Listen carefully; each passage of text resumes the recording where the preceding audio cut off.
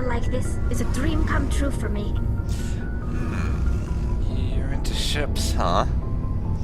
I had no idea you found ship technology so interesting. Yeah. It comes with being a Quarian. The migrant fleet is the key to the survival of my people. Ships are our most valuable resource. But we don't have anything like this. We make do with cast-offs and second-hand equipment. We just try to keep them running for as long as we can.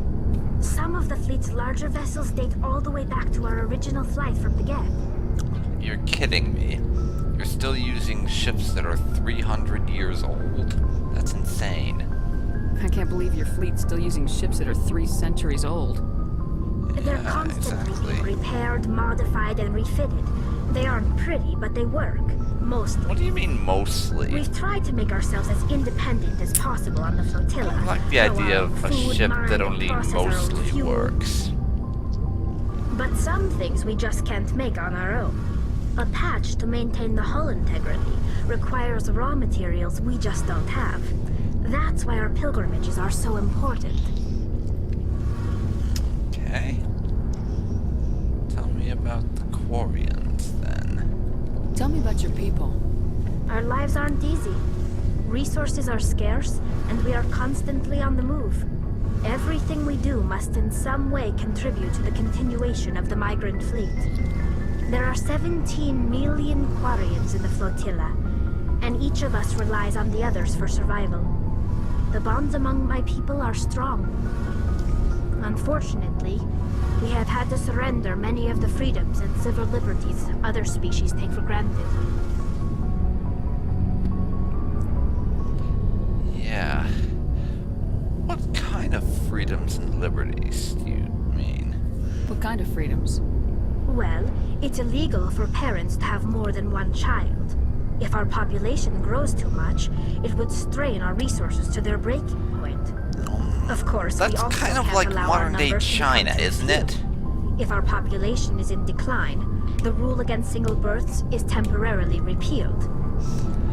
In extreme cases of population decline, This is incentives just are my even offered thoughts to right encourage now, multiple and I births. could be wrong, Though obviously, the Conclave hasn't had to but take such measures the in nearly a Quarians century. seem like kind of a mix between the Chinese and one of the old hunter-gatherer societies. That's just my first thoughts, or the ones that come up at the moment. Anyways, what's the Conclave? That's your government. The Conclave is our civilian branch of government. Each ship can elect a representative to serve on the Conclave and make decisions that affect the fleet as a whole. On matters that affect an individual ship, however, the captain has the final say. It's a tradition that dates back to the early days, when the fleet was governed by martial law. Fortunately, most captains nowadays are smart enough to have an elected council from their crew to give them advice and guidance. That's good, otherwise I would have had to make a crack about tradition and piracy, and we all know how badly that would have gone. So you're democratic, I take it. So the ultimate power rests with elected officials?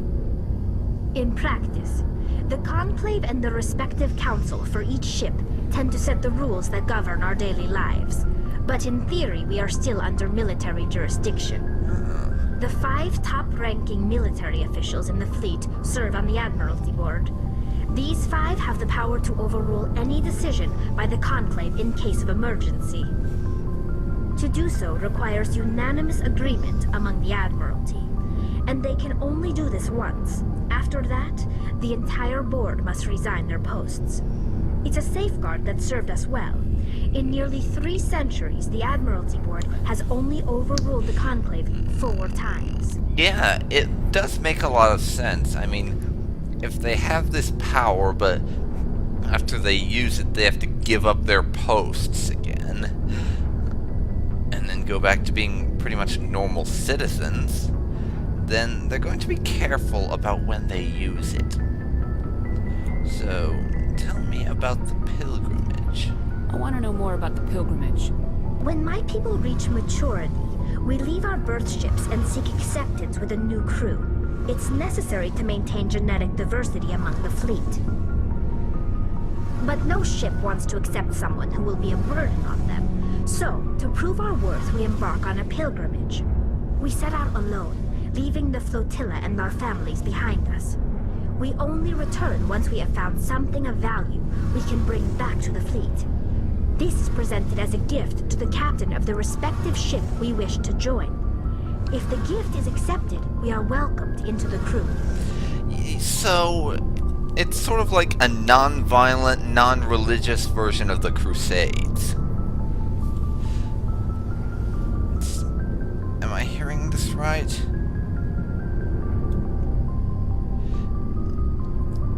Do they always accept your gift? Can a captain choose to reject the gift? That works too, That I doesn't guess. happen often. Most captains are eager to increase the size of their crew. It increases their own standing in our society. It would, of course, Even when a gift is not in a particularly naval-based valuable, society, the after captain all. usually accepts it out of a sense of tradition. However, there is a stigma to presenting a substandard gift. It's not the best way to make a good impression on a new community.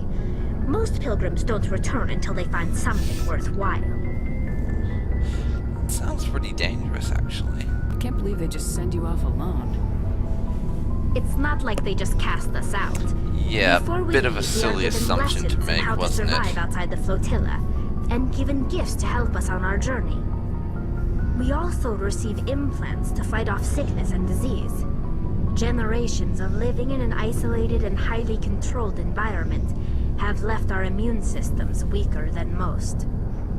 By the time we leave the fleet, we are well equipped for the pilgrimage. This is a rite of passage for all Quarians. If it were dangerous, our numbers would suffer. Virtually every pilgrimage ends with a triumphant return and the ritual presentation of the gift to one of the fleet's captains. Okay, let's talk about something else. I want to talk about something else. Like what? The Geth. I want to know more about the Geth. I doubt I can tell you anything you don't already know. It's been almost 3 centuries since they drove my people into exile. All I know is the story of their origins. What they were when we created them, and how they turned on us. I'm interested. Tell me your story. Interesting. The Geth were originally created to serve as an automated manual labor force. Initially, their intelligence was as limited as any VI. Over time, we made small modifications So, to their kind programming of like those to allow them to those perform more mechanical varied and claw complex things tasks, that some bringing factories them use, closer and only closer to true humanoid-shaped AI status. robots instead. And yeah, I have to say, isn't AI research illegal? Wouldn't the council have noticed that and told you to stop or something? How come the council didn't step in and stop Yeah, them? exactly. This wasn't true AI research. We may have been skirting the bounds of the law, but we never did anything that was actually illegal. Yeah, The changes that were so would be the kind of insignificant, behavior so you gradual, would see from as a we were able government to like the control council, them. isn't it? Or so we thought. They're not actually But one breaking thing we any laws, underestimated just was the bending power them of the so neural we don't have to network. do A anything. million Geth thinking Typical simultaneously politicians, creates an eh? inherently unstable matrix.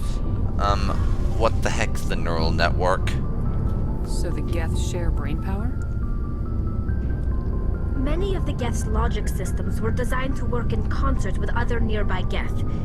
Basically, the more of them you have in a group, the smarter they are. I don't get it. Is this like a hive mind?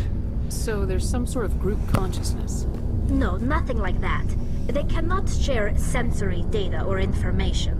Their programming cannot handle that much simultaneous input. Each Geth maintains an individual awareness and identity. The neural network only operates on a process-based level.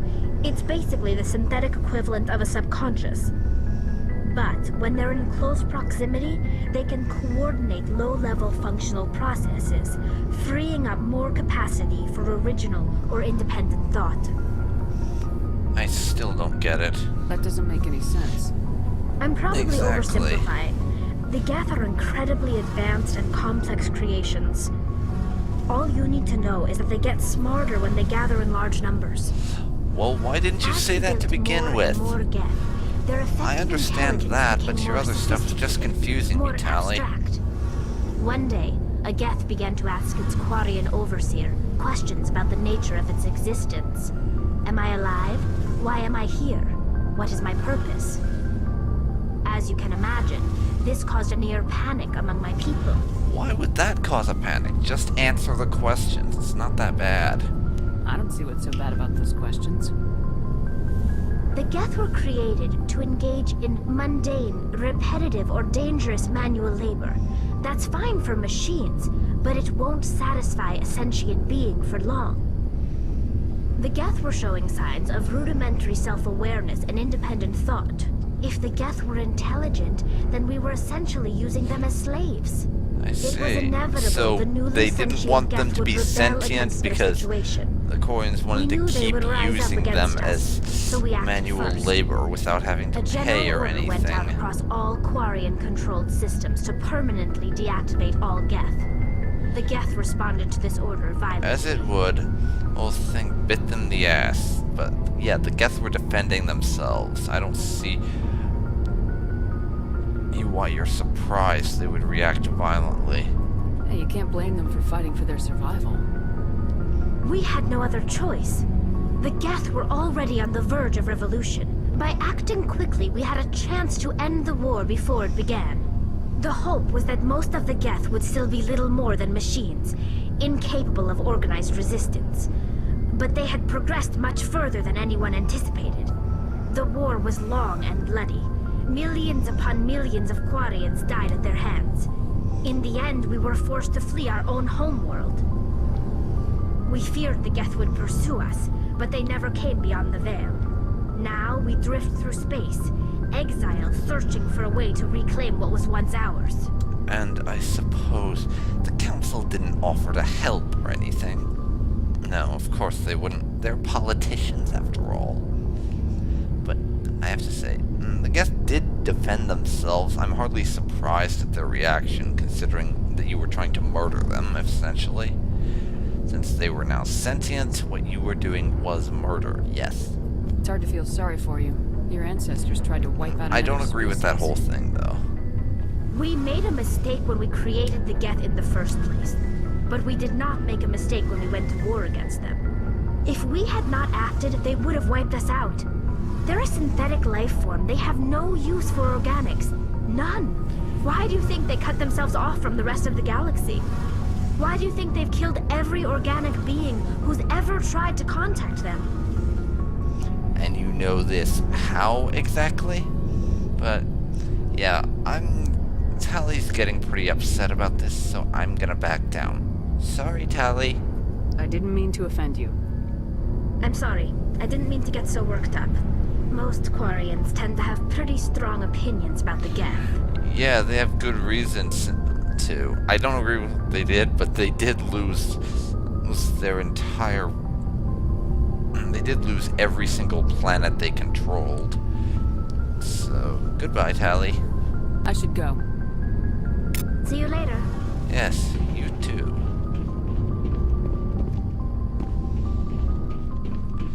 So, we're done down here. It's time to head back up.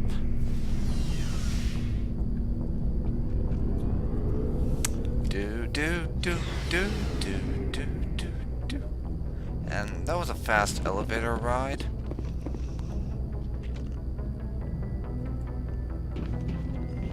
I hate loading screens in this game. Especially the ones that randomly pop up like that. They are quite irritating.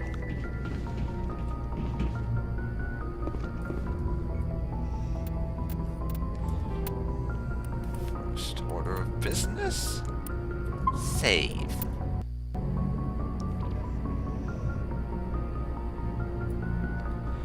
Now, let's see if there's anything out in space I want to do.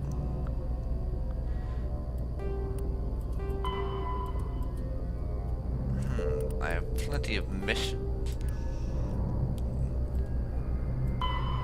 Dun.